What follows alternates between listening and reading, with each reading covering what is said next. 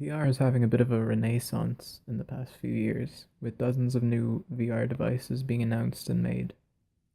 People are coming up with tons of ideas for it: games, films, live events, and even travel. I'm going to talk about some of the examples of VR travel. Much like the other VR sectors, travel is still in its youth, but more and more real life environments are being made for VR every day.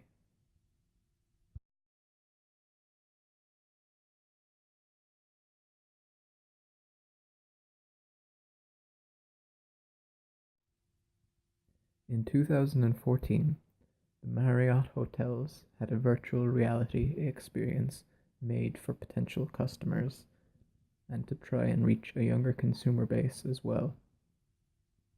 They had the Marriott teleporters made. They are booths that use the Oculus Rift to transport people to locations such as the Black Sand Beach in Hawaii and London's Tower 42 skyscraper, as well as the Great Room in Baltimore's Marriott Waterfront Hotel.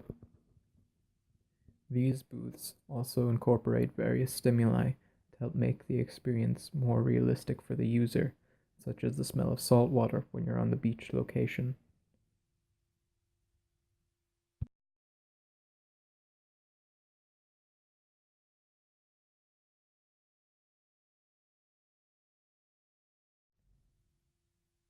In March of 2014, Facebook bought the Oculus Rift and have since announced various plans for it, such as video games development, for live sports events, and even for VR travel as well.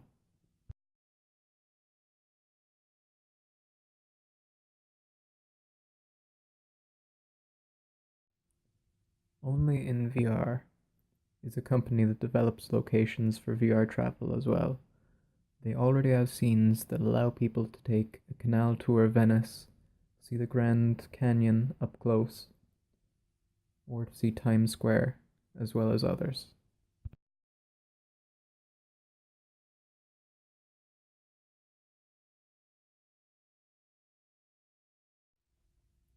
Jaunt VR are also experimenting with virtual reality travel, showing activities that you can experience on your holidays, like rock climbing or base jumping, as well as showing off a hotel and one of its rooms that you could potentially check into in the real world. Jaunt VR are probably most well known for their virtual reality concert of Paul McCartney, where you experience being on stage with him as he plays live to an audience.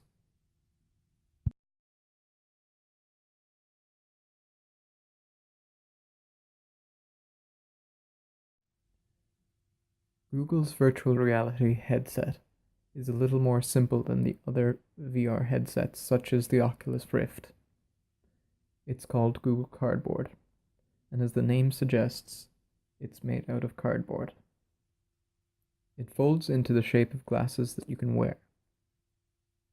The cardboard headset is to be used in collaboration with your own smartphone. They can be used with Google Street View to allow you to see Street View in a whole new way, instead of just seeing it on your computer screen. With most of the world already covered by Google Maps, it kind of made sense that they would throw their hat into the VR ring as well with this.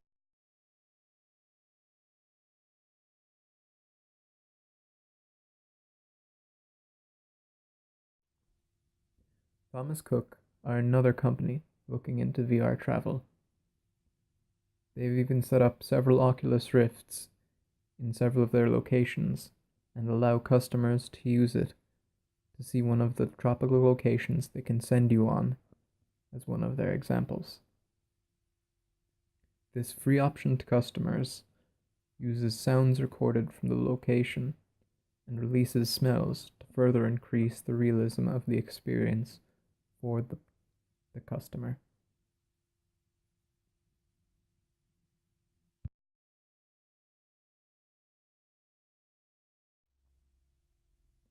Thomas Cook have also developed an app that is compatible with Google Cardboard to further showcase several more of the resorts that they have around the world.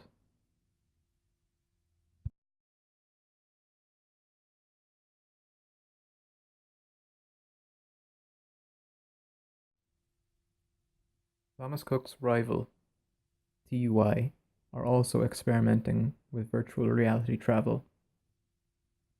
They have a series of first-person videos made showing some of the activities that potential customers could experience if they travel with them.